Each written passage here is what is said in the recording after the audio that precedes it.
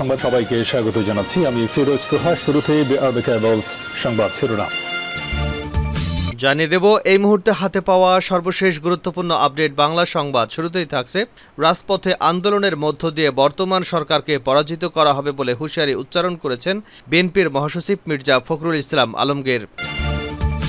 এবারে জানাবো সর্বব্যাপী যুগপৎ আন্দোলন করতে হবে, সবাইকে ঐক্যবদ্ধ হওয়ার আহ্বান জানিয়ে নাগরিক ঐক্যের সভাপতি মাহমুদুর রহমান মান্না বলেছেন, আমাদের আবার দাঁড়াতে হবে, সেটা 28শে অক্টোবর হোক বা যে কোনো সময় হোক।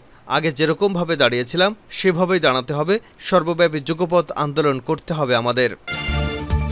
এদিকে যুবদলের কমিটি দেখে বিস্মিত এবং ক্ষুব্ধ নেতাকর্মীরা। দলের সবচেয়ে গুরুত্বপূর্ণ অঙ্গ সংগঠন এবং রাজপথের ভ্যানগার্ড হিসেবে পরিচিত জাতীয়তাবাদী যুবদলের সুপার 6 কমিটি ঘোষণা করেছে বিএনপি। কমিটি বিলুপ্তর 25 দিন পর গতকাল মঙ্গলবার ঘোষিত নতুন কমিটি নিয়ে হতাশ, ক্ষুব্ধ এবং বিস্মিত হয়েছেন সংগঠনটির নেতাকর্মীরা।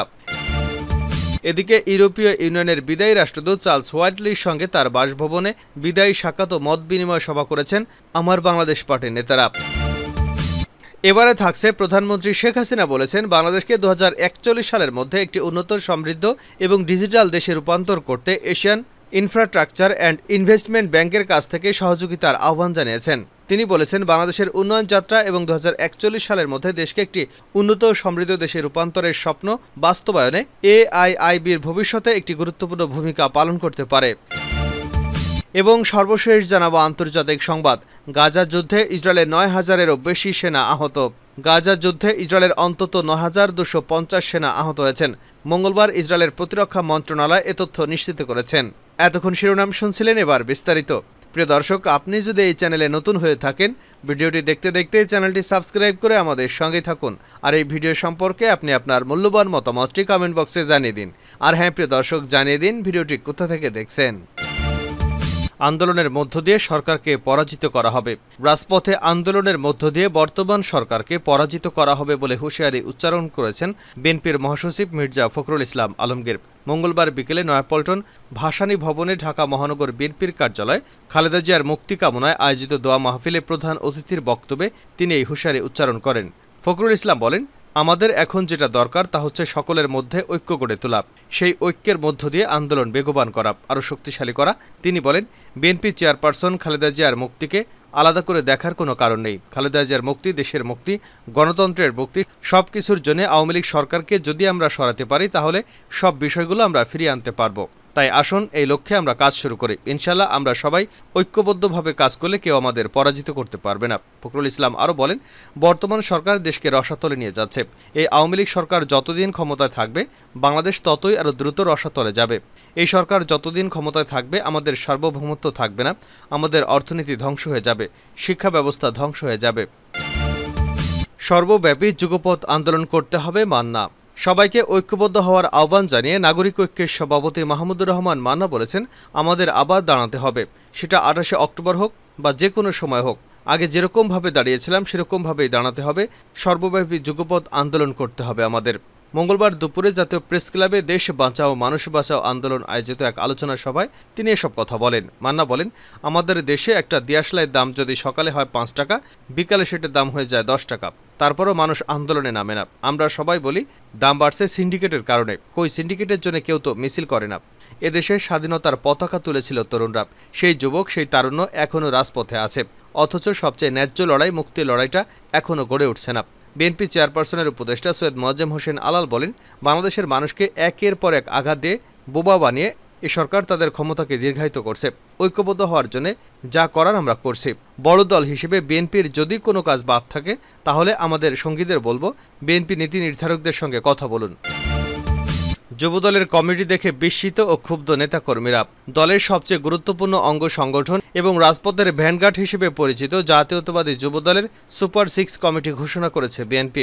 কমিটি বিলুপ্তর 25 দিন পর গতকাল মঙ্গলবার ঘোষিত নতুন কমিটি নিয়ে হতাশ, ক্ষুব্ধ, বিস্মিত হয়েছেন সংগঠনটির নেতাকর্মীরা। রাজপথে ভূমিকা পালনকারী, ত্যাগী, নির্যাতিত আর যোগ্যদের বাদ দিয়ে অপেক্ষাকৃত কম পরিচিত সিন্ডিকেটের নেতাদের দিয়েই কমিটি গঠন করেছে দলটির হাইকমান্ড। এমনকি দলের নীতি নির্ধারক নেতাদের মতামতকেও গুরুত্ব দেওয়া হয়নি এই কমিটি গঠনে। এতে দলের বিভিন্ন স্তরে নতুন করে বার্তা যাবে বলে মনে করেন নেতাকর্মীরা। এ সময় দলের ভিতরে সংকট তৈরি হতে পারে বলেও শঙ্কা ব্যক্ত করেন তারা। ইউরোপীয় ইউনিয়নের বিদায়ী রাষ্ট্রদূতের সঙ্গে এবি পার্টির মত বিনিময়। ইউরোপীয় ইউনিয়নের বিদায়ী রাষ্ট্রদূত চার্লস হোয়াইটলির সঙ্গে বাসভবনে বিদায়ী সাক্ষাৎ ও মত বিনিময় করেছে আমার বাংলাদেশ পার্টির নেতারা। মঙ্গলবার বিকেলে মত বিনিময়কালে নেতারা ইউরোপীয় ইউনিয়নের সঙ্গে বাংলাদেশের 5 দশকের অংশীদারিত্বমূলক সম্পর্কের প্রশংসা করেছেন। এ সময় উপস্থিত ছিলেন এবি পার্টির সদস্য সচিব মজিবুর রহমান মঞ্জু, যুগ্ম সদস্য সচিব ব্যারিস্টার আসাদুজ্জামান ফুয়াদ, এবি পার্টির women in charge barrister Nasrin Sultana মিলিপ। রাষ্ট্রদূতের সঙ্গে দ্বিপাক্ষীয় মত বিনিময়ে উপস্থিত ছিলেন ইউরোপীয় ইউনিয়ন ঢাকা কমিশনের উপপ্রধান ডক্টর বার্ন্ড স্পেনিয়ার এবং প্রথম সচিব সেবাস্তিয়ান রিগার ব্রাউন। মত বিনিময়কালে এবি পার্টির নেতৃবৃন্দ ইউরোপীয় ইউনিয়নের বাজারে বাংলাদেশের পণ্য রপ্তানি আরও বাড়বে বলে আশা প্রকাশ করেন। সম্প্রতি 2024-25 অর্থবছরের বাজেটের উপর এবি পার্টির সমালোচনা এবং পর্যালোচনা প্রশংসিত হয়েছে বলেও আলোচনায় উঠে আসে। বিশেষ করে বাজেট সংসদ গঠন, রাজস্ব সংগ্রহ বৃদ্ধি এবং জাতীয় ঋণ ও ঘাটতি কমানোর জন্য এবি পার্টির প্রস্তাব ইতিবাচক ছিল বলে মন্তব্য করা হয়। সুশীল সমাজের সদস্য অর্থনীতিবিদ, বিভিন্ন ধারার রাজনীতিবিদদের বাজেট প্রস্তাবনা তৈরির প্রক্রিয়ায় যুক্ত করা উচিত বলে এবি পার্টি যে প্রস্তাব করেছে তাও ছিল বেশ আশাপ্রদ। বৈদেশিক নীতি সম্পর্কিত আলোচনায় এবি পার্টি ইন্দো প্যাসিফিক কৌশলে তার দৃঢ় প্রতিশ্রুতি ব্যক্ত করে।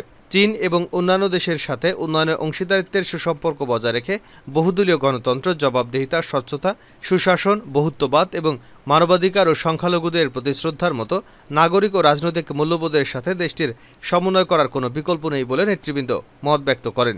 এবি পার্টি মনে করে যে বাংলাদেশ ভারত সম্পর্ক আরও বাড়তে পারে যদি দুই দেশের নাগরিকদের মধ্যে আস্থার ঘাটতি কমানো যায় এবং পানির ন্যায্য হিসা, সীমান্ত হত্যা বন্ধ, বাণিজ্য ঘাটতি সহ দ্বিপাক্ষিক সমস্যাগুলো পর্যাপ্তভাবে সমাধান করা যায়।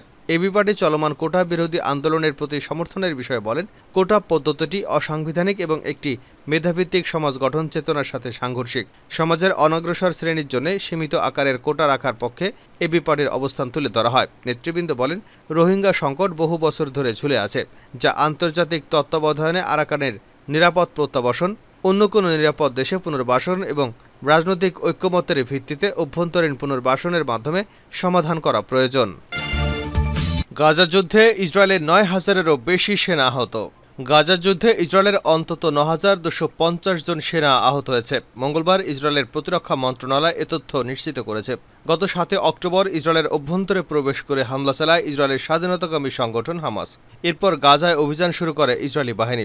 এর আগে সোমবার জানানো হয়, গাজা যুদ্ধ শুরু হওয়ার পর থেকে এখন পর্যন্ত ৩২৪ ইসরায়েলি সেনা নিহত হয়েছে।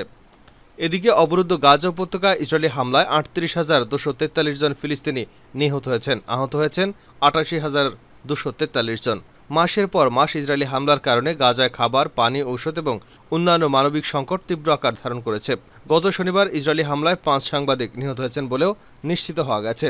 তাছাড়া গাজার যুদ্ধ আরও বড় পরিসরে ছড়িয়ে পড়তে পারে বলেও আশঙ্কা করা হচ্ছে, কারণ ফিলিস্তিনিদের প্রতি সমর্থন জানিয়ে ইসরায়েলে হামলা চালাচ্ছে লেবাননের সশস্ত্র সংগঠন হিজবুল্লাহ, আর তাদের লক্ষ্য করে পাল্টা হামলা চালাচ্ছে ইসরায়েলি বাহিনী।